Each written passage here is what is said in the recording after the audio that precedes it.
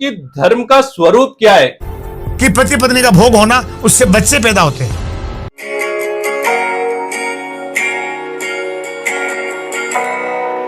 सबसे पहले मैं आपको आज एक वीडियो दिखाना चाहता हूं और आप लोग इस वीडियो को देखकर गंभीरता से कमेंट्स करें और बताएं इस बारे में आप क्या सोचते हैं।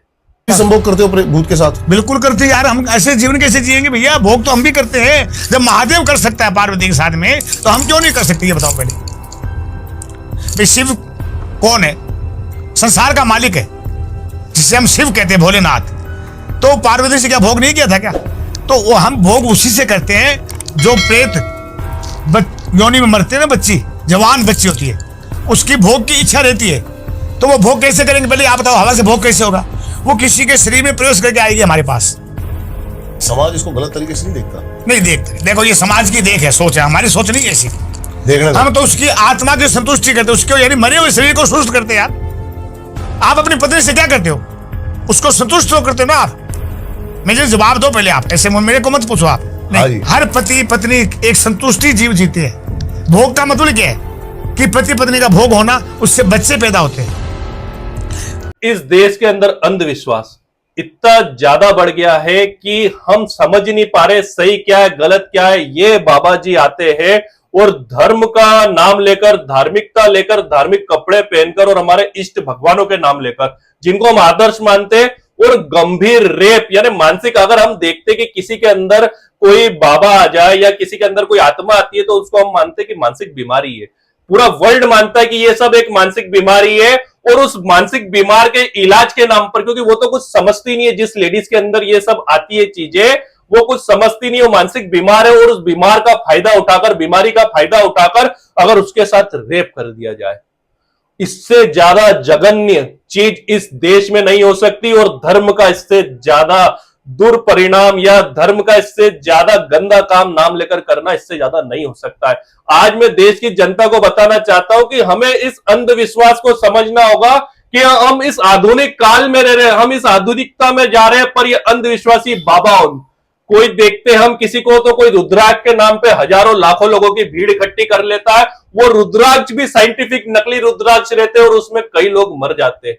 रुद्राक्ष बांटने वाले घर चले जाते हैं, बाबा की अपनी दुकानदारी हो जाती है, रह जाते हैं तो वो मृत व्यक्ति रह जाते हैं और उनके परिजन रह जाते हैं और उनपे आश्रित जीवन भर रोते रह जाते हैं। ना उनका फायदा उस रुद्राक्ष से होता है, ना उस पूजा से होता है। तो इस अंधविश्वास के खेल में हम देखते हैं लाखों रुपए की चपत लगाई दी जाती है। कोई बाबा वापिस जिंदा करने की बातें कर रहा है, कोई बाबा कुंडली निकाल रहा है, कोई बाबा भविष्य वक्ता बना हुआ है। पूरे धर्म का नाश कर दिया गया है, पूरे आराध्य भगवानों की हमारे वहां पूरी थ्योरी ही बदल के रख दी है। क्योंकि हम तो जो बचपन से सुनते आ रहे हैं, भगवान राम के बारे में सुनते आ रहे हैं, और राम के बारे में अगर सीखने वाली कोई चीज है तो वो आराध्य राम के बारे में सीखने वाली चीज ये है कि जब परिस्थिति विपरीत हो जाए और हमारा दुश्मन रावण सरीका कोई लंकापति हो जिसके पास हजारों की सेना हो, तो कैसे विषम परिस्थिति में हमें जो भी साधन मिले, जो आदमी मिले, उसे अपना बनाते हुए एक सेना का निर्माण करना है और अपनी लड़ाई लड़नी है। हम उस राम के आदर्शों को मानने वाले लोगों ने, हमको सीखना कृष्ण से वो था कि अपने हक अधिकारों के लिए एक तरफ हजारों लाखों की सेना खड़ी हो तो भी जिसके साथ हम खड़े हैं उसका पूरा साथ देना और उनसे कैसे युद्ध नीतियों से युद्ध जिताना। हम उस कृष्ण को आराध्य मानते हैं।